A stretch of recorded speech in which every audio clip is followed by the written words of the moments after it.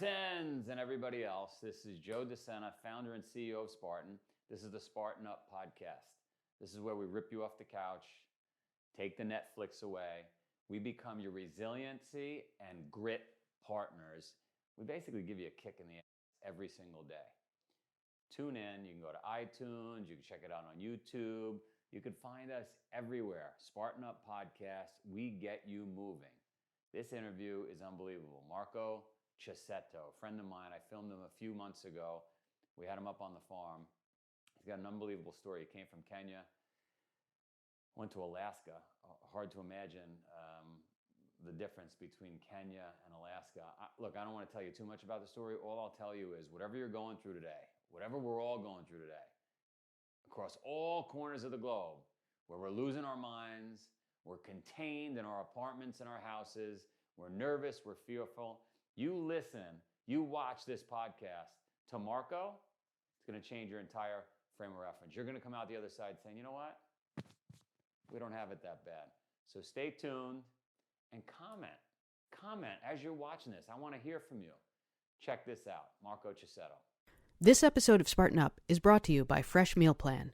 Deliciously prepared meals delivered right to your door.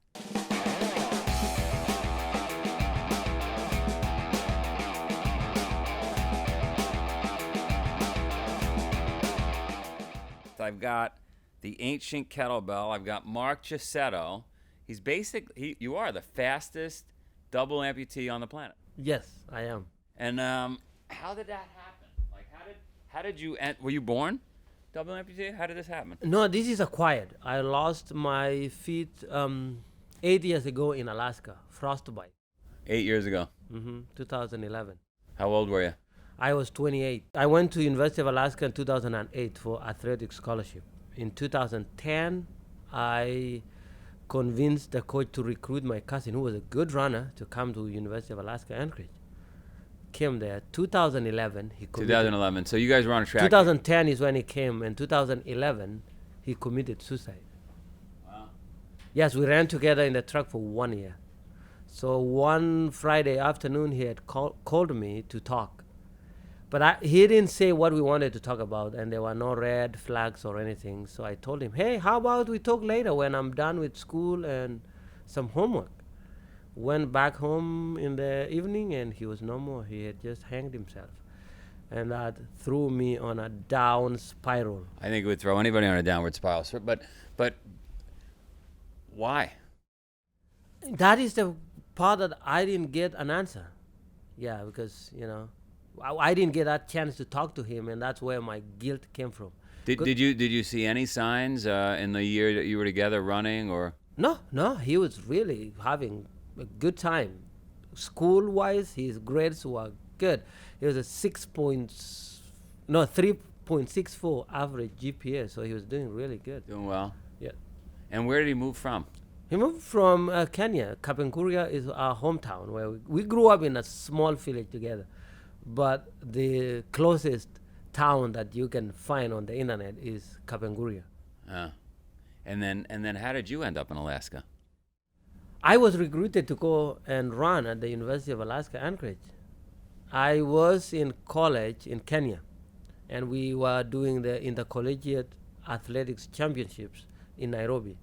So after I finished my 10K, that's a 6.1, a coach from US approached me and gave me a little thing that now, this is the part that I'm just adding now. Then I didn't know what he gave me, but I think he gave me a business card and said, go online, and the words that I'm saying, I'm just putting it together now. I didn't hear what he told me. I didn't understand what he told me.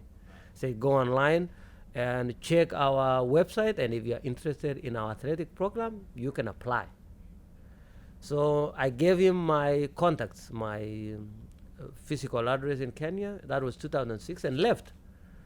But then I don't know where I put the little thing, the card that he gave me, and so I forgot about that story. Went back to the village because I had graduated as a teacher. I went back to the village and started teaching. Then 6 months later, my friend who had gone to the city to check because we have BR box. So he went to check the mail and called me and said, hey, Marko, You have a package from the U.S. I went, scam. I didn't say it, but in my head I'm going, I don't know anybody in the U.S. That's funny because when we get packages from Africa, we say scam. Yeah. So I said, no, there's no way. Who in America knows who I am? Like, I don't have anybody I know in America. But then I said, okay, bring it, then we'll see what it is. The first thing that caught my eye was the logo that I had seen in that small thing that he gave me. I saw the double letters, the T. It was Texas Tech University. I saw it. I said, oh, wait a minute. I remember seeing something like this. The white guy that talked to me after I finished my 10K. Yes. So then it refreshed my memory, and I started knowing what it was before even opening it. Read it, and I was able to, okay, this is not a scam. Then I started a process of applying to go to Texas Tech as a student athlete. But by the time I finished my application, they didn't have scholarships for me. But the coach referred me to a friend in Iona College, New York. But then the assistant coach at Iona College in New York had applied to be an assistant coach at the University of Alaska, Anchorage. So he forwarded my application to University of Alaska, Anchorage, or he recommended me that, hey, talk to this coach from the University of Alaska, Anchorage. And that is how I ended up in Alaska. And so now you're in Alaska, and you convince your cousin to come. Yes. And then you wake up one day, and he's killed himself, basically. Yes. And so how were you doing at that point? Were you thriving as far as your running career and grades? I was an All-American runner, been doing really, really good. I had even ran a half marathon in an hour and 7 minutes. Nice. So I was at my top of my college running career. But when that happened, it was just... You blame yourself. Yes, because, all the time we say, reach out. If you have a problem, reach out. Talk to somebody. And this guy, in my thought then, had reached out to someone. But that someone was not available at that time to help him. Even though he did not, in my defense, I was still available. But the timing, I said, hey, I'll be there later. But in this life, every second counts. Now, it happened to me. I had a friend 3 years ago, reached out on a Thursday or a Friday, was looking for work. I wanted to do something for Spartan. I was busy. I was in Asia. Next day, he jumped off a building and killed himself. So I get it. So what happens next? You find out he killed himself. Now what? Now I was started the blame. I should have done this. I should have done this. I should have left. So that blame, pushed me on. Started to weigh on you. Yes, and I just had a major depression, like really quick. He killed himself on February 19th of 2011, and by April that year, I was already hospitalized for major depression. Really? It was really... But you never experienced your whole life at that point. You never had issues. No. And in fact, that whole time, though, I was on a denial when people, an African man... Doesn't get depressed. No. Ever. And depression is just this sign of a weakness. What kind of a guy... Gets depressed. Gets a mental breakdown. So I was like, no, I am not depressed. Yeah. This is a wrong diagnosis. Or just somebody was just making up something on me. Yeah. Yeah, I felt really strong in my head. And were you still running? Were you still going to school? Yeah, I was still going to school. I was still running. I was still doing my things. Yes. But I was not doing it just enjoying it. I was just doing it because, one, I was an international student then that cannot just drop out of school and stop running, because then the next thing will be putting me on a flight and back to Kenya. Right. So I was just doing it because I just wanted to keep my status and finish school. But at that point, there were so many things that I really don't know what was going on there. You're going through the motions. Yes. Then so now you're in the hospital. Now I am in the hospital. Yes. And your family's in Africa at this point. You don't have any family. No, I don't have anybody here. It's just right. me just and my Kenyan friends and the university's system, the coaches and the staff. So a lot of support. But there's a lot of support on a guy who really doesn't believe on what he's going through. He's just thinking this is just some conspiracy theory, kind of. I'm not having. But after that hospitalization, I started realizing I'm really in deep trouble. I need some. I knew I needed some help. Yeah. So I was hospitalized, and not that nobody forced me. I accepted to take it. I said, yes, I need some help. Which a lot of people won't do. Yeah, so I went to the hospital, and I was in the hospital for 28 days because every time I wanted to leave, I felt like my thoughts were not like, They were I negative. was not safe Right. in my own thoughts. And I felt, and I was in a good environment, able to talk to psychiatrists. I was able to talk to, counselors. So that was good for me. Then I left the hospital. That summer I was struggling through the fall, went back to school. In November 6, 2011, I took all my antidepressants at once, an overdose. And I don't remember how many. I think. What was going through your mind right before you At took this point, there's nothing really that I remember. I'm trying to help myself get through this dark moment. That's what's going through my mind. Like, okay, just one thing at a time. Let me see where this will take me. So take all the antidepressants and some oxycodone, 5 of them, I think, maybe 3. My friend had a surgery, and he had some 3 left oxycodone, so I took them and went for a run. And then I really don't know. I don't remember exactly what happened, but I woke up and I was in the middle of the woods, and my legs were covered by snow. Luckily, my body was under my upper body. Torso up was under a tree. So my upper body, I was not covered with snow. Otherwise, you'd be dead. Yeah, so tried to turn around so I could sit because I was face down. Tried to sit down, and I was not able to. And at that point, I realized, and this is the strange part, my mind was so clear at that point. I knew exactly what would happen next. I knew if I spent 20 minutes there, I would be dead. And for some reason, I thought I saw somebody in my head. Somebody was walking towards me, and I got so scared and just tried to get up really quick and got out of there. But of course I was in the woods, nobody was there. I was able to get myself up with the help. Luckily I was in a wooded area, so there were trees all over the place. So I was able to use the trees to pull myself up. But when I stood up, my legs were so frozen that I couldn't even they couldn't support my body weight on them. But miraculously, I was able to walk, and maybe 5 steps, and I stumbled upon a groomed ski trail. And then I just walked. And now this was easy because the snow was packed. So I walked, and then all of a sudden, I just walked to a hotel that was very close to the edge of the wooded area that I was in. And that is when I realized how long I had been out there. Because when I walked in there, the guy at the lobby was like, "Where have you been for 3 days?" And I'm going, 3 days?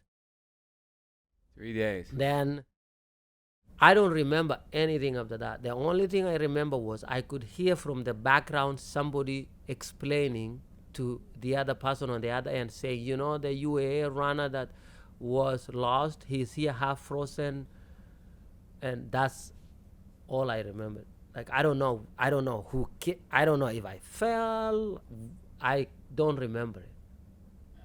But I was able to walk, and as soon as I entered that hotel lobby, everything else the next thing I remember from that moment was my hands were really, really painful. Yeah. And the doctor who was attending on me, trying to get my core temperatures back, was asking me what I was feeling. I said, my hands are really, really killing me right now. They're so painful. So he's like, how about your feet? I said, my feet are good. I don't feel anything on them. He's like, that's not a good sign. Pain is a sign of life. But at that point, there was nothing going on in my head. I said, my legs are good. I'm not. Pain is a sign of life. That is my new tagline. I like that. So yeah, the doctor was like, yeah, so they did some tests, the electrolyte, to check my blood flow. And yeah, on my feet, no, good. It was dark. There was no, light or Tough anything. day. Yeah. Tough day. So that was November 9th. So November 12th, my feet are starting to rot. They're dead now. My toenails, are starting to fall off. So the doctor walks to my room, just like, okay, we have to cut both your legs off. He didn't even use any other language. He just said it that way. Yeah, he didn't say, hey, are you hungry? It was he's like, hey, Marko, we have to cut. He didn't even say amputate. Maybe that would have been a new term that I would have been like, what is that? He said, we have to cut both your legs. We don't know how high yet, but definitely we are going to cut them. Right. Below the knee. What's your immediate reaction? My immediate reaction is because I had seen my feet, and at that time I was a nursing student.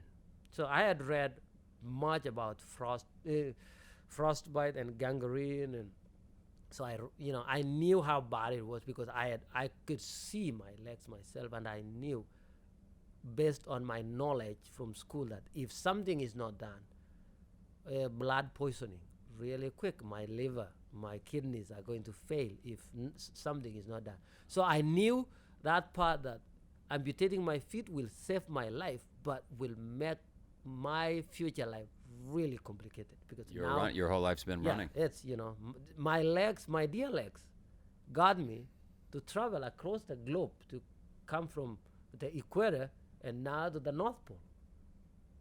So I knew at that point that everything that I had worked for was done just at that moment. But then I said, well, one day at a time. The amputation day came, took me, I don't know how long it took. They wheeled me back, and I was asking the nurse who was talking to me, I said, hey, what happened? She said, what happened to what? I said, to the surgery. Did they abort it, like something wrong? I said, no, they did it. I'm like, no, I feel my legs. Oh, they're like, oh, honey, you're going to feel like that for a long time. Yes, there is something called phantom pain. You are having a phantom pain. There are no more. The surgery went really well. So after I got off all the medications, something really struck me, and that was my healing point. I was blaming myself for not having listened to my cousin and not being there to help. But then I thought, if you really had control of things in this planet, what would be the first thing that you would control? Your own self. You would have saved your feet if you had control. You would have stopped yourself from going into the woods in the first place. Then there's no way I would have known what is in somebody else's head and being able to help them, like if he had just made that commitment of wanting to end his life. And that was my healing point. So you and I talked a little bit before this conversation, and you said to me, the big takeaway for you is win yourself. Is that what you're getting into here? Yes. Win yourself first. So sometimes you're saying sometimes we want to compete with other people. We want to make some money. Whatever. First thing you got to do, you're saying, is win yourself. Yes, because you are who do you hang around 100% of the time? Yourself. Even when you're sleeping, you're hanging around yourself. If you cannot convince that part of you that you are this person that you want to be, nobody else will. Yeah. You have to take that responsibility and take it really seriously, because at that point in my life, I said, you're going to be an amputee for the rest of your life. Are you going to wait and hold yourself to the standards on what other people say about you, or are you going to hold yourself to a standard that you're going to set yourself and say, you know what, I got this, I'm taking charge of myself, and I don't care what anybody else can say. And I had a defense. I say, hey, if people say this guy is crazy, then I have a very quick answer to defend myself. I say, yes, for somebody to lose their legs and bounce back, they have to be crazy enough to do that. Right. I love this. Win yourself. All right. So you're laying in the hospital. That epiphany occurs. How long does it take you to get out of the hospital? It took me almost 2 months. I was hospitalized on November 9th, and I got out on December 21. Okay. And then easy peasy after that? It was not easy peasy after that. I was fitted with these new walking devices that I had to trust. I've worn myself, but now I'm shifting to these new devices. I have to trust them. And a lot of people were telling me, you will be able to run again. And I said, yes, because now I can walk. And walking is a slower form of running. If I can walk, I can run. If I could walk, I could run. I love this. So when, of course, a lot of physical therapy, a lot of occupational therapy to be an independent person.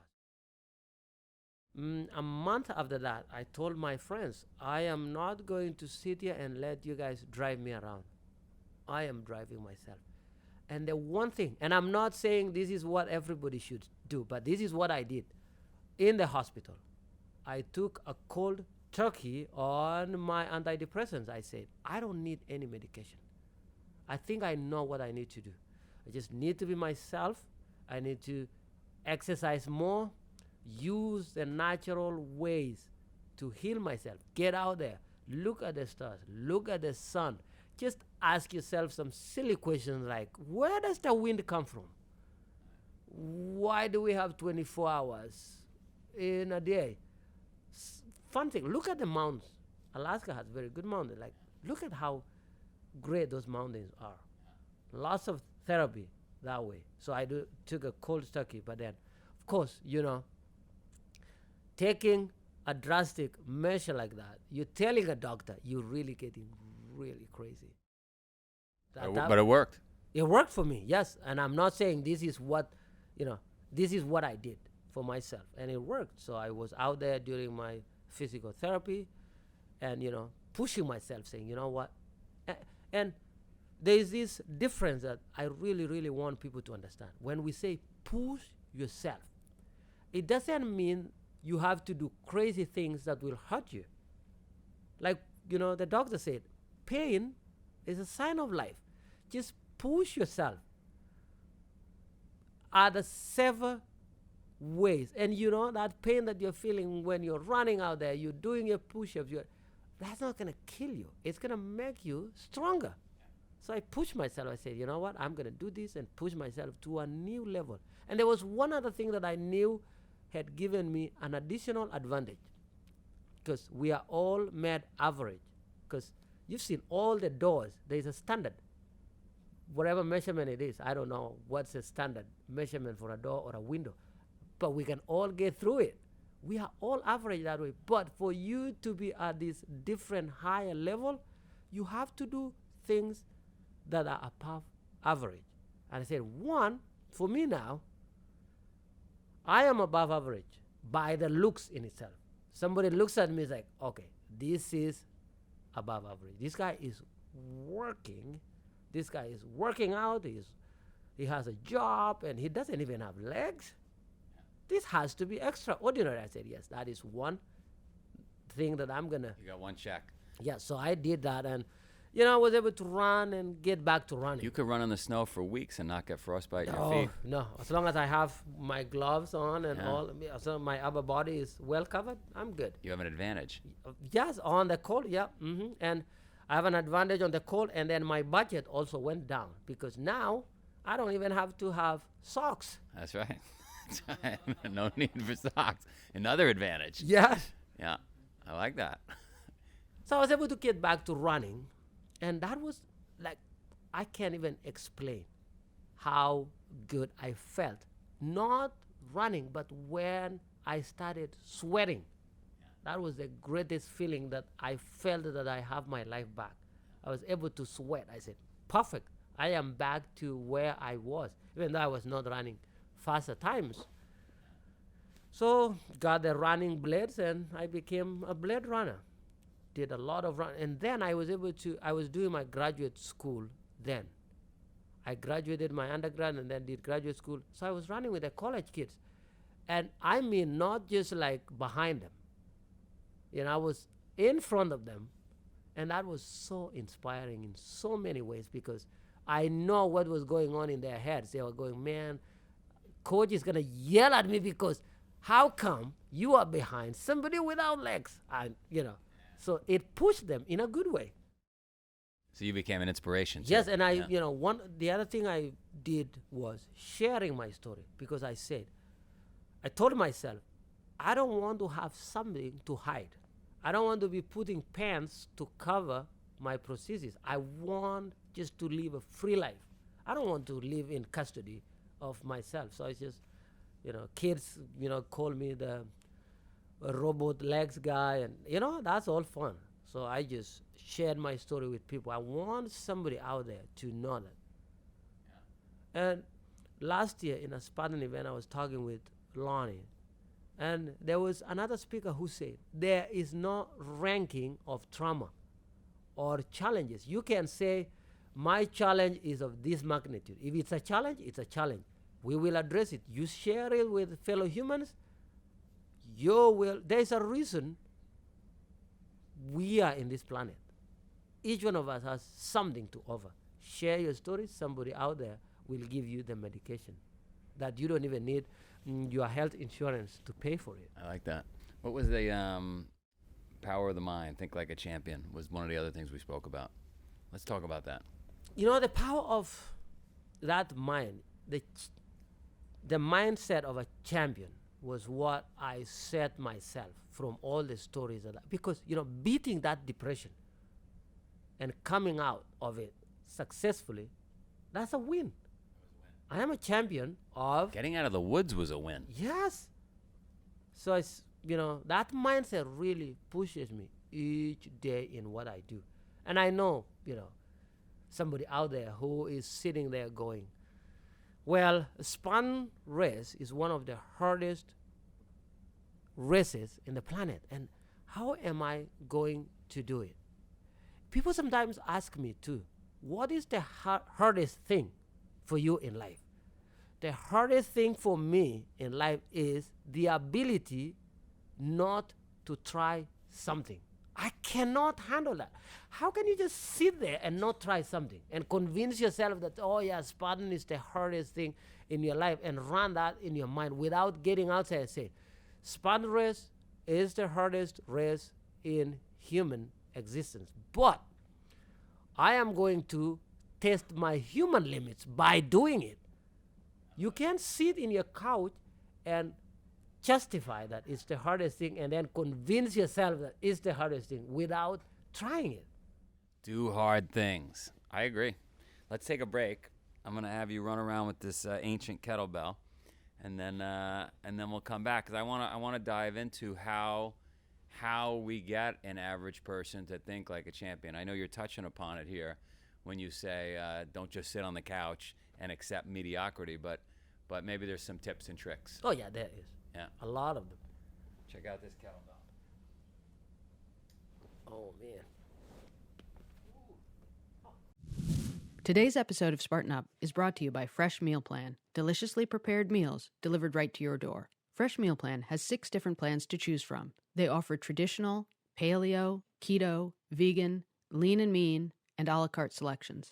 No matter what you choose, you'll be confident that there are no artificial preservatives, no added sodium, and no artificial ingredients. Right now, they're offering our audience $50 off your first 2 weeks. Go to freshmealplan.com/Spartan and use the code Spartan50. The Fresh Meal Plan solutions are an easy first step to help you achieve your health and wellness goals. With only the highest quality ingredients and multiple plans to choose from, they believe that you matter, and so every meal matters. One more time, visit freshmealplan.com/Spartan and use the code Spartan50 to save $50 off your first 2 weeks. Okay, back to the interview with Marko. You're pretty damn fast with that kettlebell. I think you have an advantage with the carbon fiber. Well, yeah, I get, or maybe because I have very strong hands too. Very strong hands. So, what are tips and tricks we can give folks out there that are stuck and they're not thinking like a champion? They're thinking like amateurs. What do you suggest? First of all, there is this thing called, proceeding from known to unknown. You start from what you know, and then go to what you don't know. The first thing that people known. So proceeding from known to unknown. Yes. Taking that leap. Yes, because do the things that you already know, and then those ones will lead you to things you don't know. That they will unlock your potentials. Yeah. So, getting out there and telling yourself, I am doing the first step. And this is what I do all the time in my life. When I'm thinking about something, I don't put it on a planner and say, I'm doing this next year. Why would you do it next? How do you know you are going to be there next year? When I say, I want to do this, then I do it right away. That's why tomorrow morning we're doing the Spartan race. Yes. So that's the first thing. Start with what you already know. People say, I'm not a runner. But you get from your couch or your bed to your bathroom to your car, you are walking. So how about next time you reduce the time you getting from your bed to your bathroom to your car and out to your work and out to your desk? Time yourself. Do it the normal, the way you've been doing it, and then the next time say, I want to spend a half a second doing each one of my tasks, get out and get to my work. Do it that way. Give yourself challenges. Yes. The same way a champion would. Yes, but this is not like big things that's like... You're not climbing Mount Everest. No. Right. Just start... Get to your car faster. Yes. Park 3 blocks further yes. away when you go shopping. Yes. Do all those things. Right. Walk around your block. Go talk to your neighbor. Yeah. That way you're standing, speaking to your neighbor. Pick up some trash on your street. I can't afford to the gym, but what do you go and do in a gym? You go and lift stuff, you bend.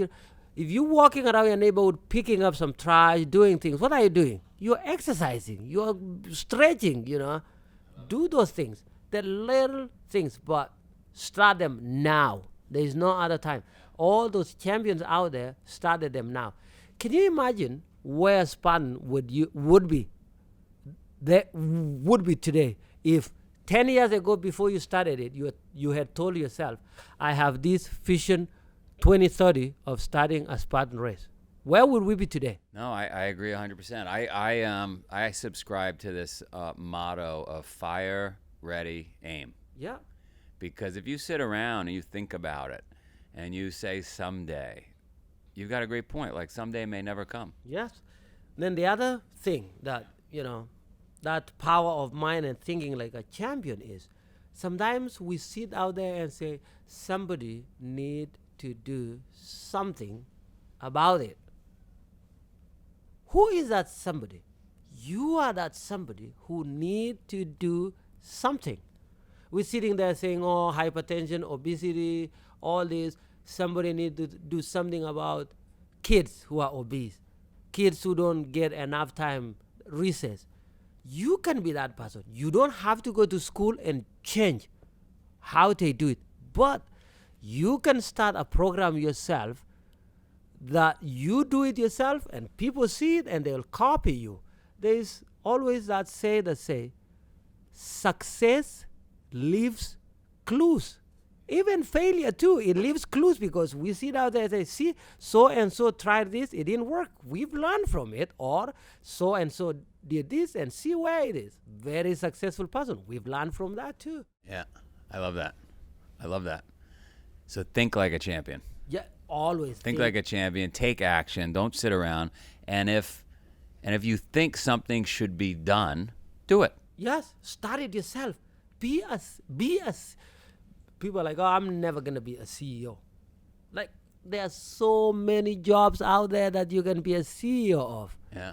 11 years ago before Spartan, what were you a CEO of? Yeah, no, But now you made it. You made yourself that. I made myself the CEO. Yeah. So you thought like a champion. You said, you know what, I'm not going to sit there and let humanity suffer and not test their human limits by doing this awesome race that will improve their physical health, their mental health, and their connectivity with their fellow humans. Because how many people have done Spartan races, they met at an event, and that friendship has continued. This guy is like a walking, talking Spartan billboard. He's unbelievable. Thank you. I'm glad we met. All right, the third big thing we talk about is opportunities don't ring the doorbell. Yes. Explain that one. You cannot, or we cannot just sit somewhere and just fantasize on things and say, I wish I had this opportunity to do this. In Boston today, here in Boston, how many people know even there are a group of people out here talking about something? But if we go out there and present our ideas and say, this is who we are and this is what we are looking for, those opportunities will be out there. We go and seek them. You can't just sit there and just go, oh, I wish somebody had given me this. When I started running marathons 1 year ago, as an amputee, the major marathons don't have that platform for people with amputation, like the competitive prize money running marathons. Boston next year will have it. But then I said, you know what? I have this philosophy in life. It says, as long as you do good things in your life, somebody out there will recognize it. You cannot just have good things in your head and not present it. We don't have mind readers that we can plug it on you and oh yeah, look at how good this guy is thinking. No, you have to show it. So I took that and ran marathon. And I was surprised with the questions that people asked me. Some people would ask me, so how much do you get when you on your last marathon? I say, nothing. And say, why are you doing it? Then I said, opportunities that are out there is not measured by the amount of money you're getting. If that is what we want to inspire the next generations, that kid sitting in a couch, I don't think that will inspire them. How would you inspire a kid from a fortunate family that have millions if money is the inspiration? You will not inspire them. Or people would be like, if that is the way I'm going to get my money, then no, that is too hard to get it that way. So I did it because I just wanted to open opportunities for myself and for people like myself who do not have that platform. I wanted to show them that you can get out there and seek opportunities yourself. They are not coming to your house. So I ran. They don't come to the couch. No. So I ran 4 marathons. So before I ran my 3rd marathon, I received a text message. And the text message said, this is somebody from Nike, and we want to talk to you about an opportunity that we wanted to offer you. Had I not put myself on that start line of running marathons, I wouldn't be a Nike-sponsored athlete today, because how would they even have known somebody like myself exist? So I got out of my house and went out there to seek opportunities. And by the way, the opportunities might be like far away and under a rock and through a thorn bush, but they're out there. They are out there. I am a Christian myself, and the biblical philosophy says the road to heaven is so narrow. Just like the road to success, it's very, very narrow. And remember, has some dead ends too. Oh yes, and there are 7 billion people in the planet fighting for opportunities on that road. Yeah, it's not handed over to them. Can you imagine, visualize that road? 7 billion people walking towards an opportunity. How crowded is that road? Pretty crowded road. Very crowded. It's not for the whinies and excuses and those who are really, really good at making excuses. Because yes, you make your excuse, you go back to number, I don't know what number would be to the 7 billion. 600 and. You know what's awesome? I just had a visual in my head of that road, right? And there's a bunch of roads leading to that narrow road. And this road is riddled with excuses. And this road is riddled with couches, people that get, right? And there's only actually, when you get to that road, there's only a few people left. Yes. The ones that kept walking. Mm-hmm. Yes. Right? Yeah, it's those who kept walking. But then there's this other part too, that people with excuses, and all of us, sometimes who would want to justify things though. this is what we really need to get out there for those people to know. They are doing a lot of disservice to the younger generations. Because remember, every time you step out of your house, you are a role model to a kid out there looking out for somebody to be their role model. And you are out there with excuses. What are you telling that kid? That there are excuses to not doing things. There is a responsibility that we have to take too. You can't just sit out there and we can't just say, okay, yeah, if you don't want to do something, just sit there and suck and get as much weight on yourself or not being a successful person. But we also have to remember, we are here to make the planet a better place. So we have to inspire our next generation. We can sit here and say, what's happening to these kids nowadays?